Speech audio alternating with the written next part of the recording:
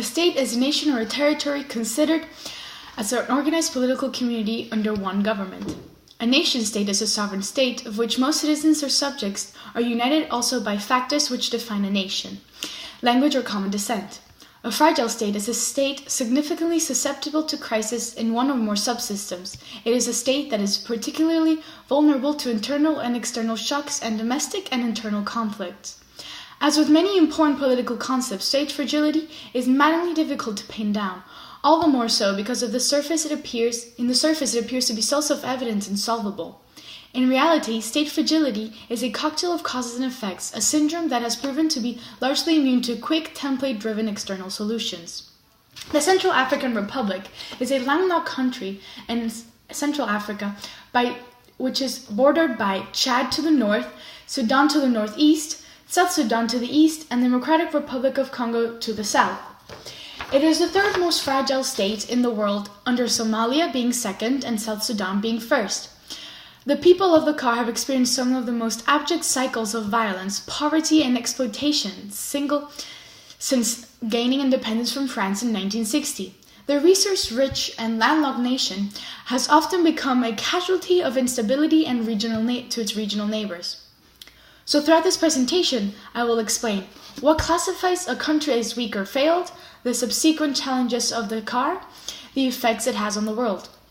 So, what classifies a country as failed state? Nation-states fail when they are consumed by internal violence and cease delivering positive and political goods to their inhabitants.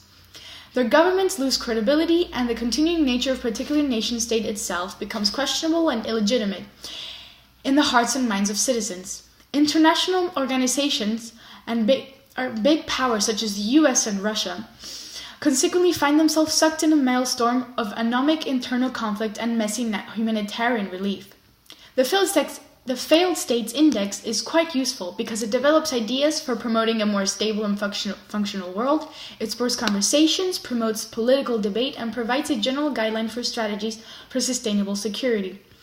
There is much controversy surrounding the beneficiary of this index. Many believe that the comprehensive ranking systems eliminate bias or anomalies, but due to the amount of index, some countries are not able to fill them all. Most important criteria that judges the Central African Republic as a weak or failed state is the loss of territory control, erosion of legitimate authority to make collective decisions, inability to provide public services, inability to interact with other states or not a beneficial member of international organizations. For the Central African Republic, the demographic pressures are relatively high, with a score of 8.4 out of 10, inability to provide public services with a score of 9.9 out of 10, and with external intervention of 9.8 out of 10. This gives us a clear image on how the CAR is having problems with governing itself. The way these impact the degree of failness is because failed states are so tense, deeply conflicted, and dangerous that poverty and economic decline is quite high. People cannot meet their basic human rights. Subsequent challenges in the Central African Republic. The Central African Republic faces many challenges today, including extreme poverty, hunger, poor education, deadly HIV and AIDS, natural hazards such as floods and desertification. It remains one of the HIV and AIDS killing zones in Africa, an adult prevalence of 4.7%. In addition to HIV and AIDS, there are still diseases such as malaria, hepatitis A and E, which continue to tear the country into pieces. Most leaders and political powers are corrupt and inexperienced due to its recent independence from France. Politics are highly unstable. Sovereignty and nationalism are questioned as they do not have full power and control over their country. The Central African Republic has many mineral deposits such as diamond and gold. However, the fact that it is landlocked weakens sovereignty due to its dependence on the neighboring states for trading. It is very rich in resources yet very poor economically, weakening nationalism and sovereignty. It remains one of the central conflict zones in Africa, with violent clashes every now and then. The first democratic elections were held in 1993, where Ange Félix Patissé became president, but was later removed by General François Bozizé in 2003. The Central African Republic Bush War began in 2004, and despite the peace treaty in 2007 and another one in 2011, Fighting broke between Muslim and Christian factions in December 2012, leading to ethnic and religious cleansing and massive population displacement in 2014.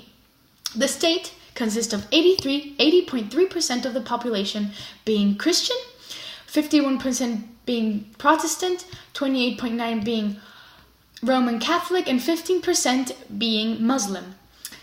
Missionaries that operate in the country try to convince the citizens to become a part of a certain religion, creating disagreement and weakening the sense of national identity, and thus people seeing themselves specifically as Muslim, Protestant, or Christian.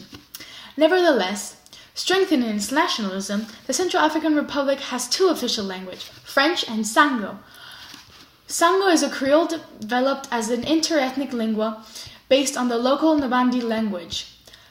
The Central African Republic is one of the few countries that have African language as their official language. The effects that a fragile state has on the world. The world's most fragile states are emerging as the most serious threat to the 21st century. Fragile states aren't failed states. They are countries that straddle the thin line between survival and chaos, suffering from weak governing infrastructures, internal conflict, ethnic tensions, and economic despair, and sometimes all of the above. Though largely overlooked, the global consequences we face from growing numbers of fragile states are both immediate and real. Their weakness often permit extremist groups to thrive within their borders. Beyond the threat of terrorism, fragile states are becoming breeding grounds for disease pandemics, create waves of regional destabilization, mass migration, or other safe haven for drugs, arms, or even human trafficking. So why do stronger states need to help weaker states? The most important reason is because of the global security. Stronger states have the resources to help and or prevent the conflicts taking place. Another reason for this is globalization. The world is interconnected, right? The world nowadays is interconnected. We're all affected by everyone. For instance, the Central African Republic has many valuable resources, such as minerals, making other countries interested and therefore helping the country to improve for their own self-interest.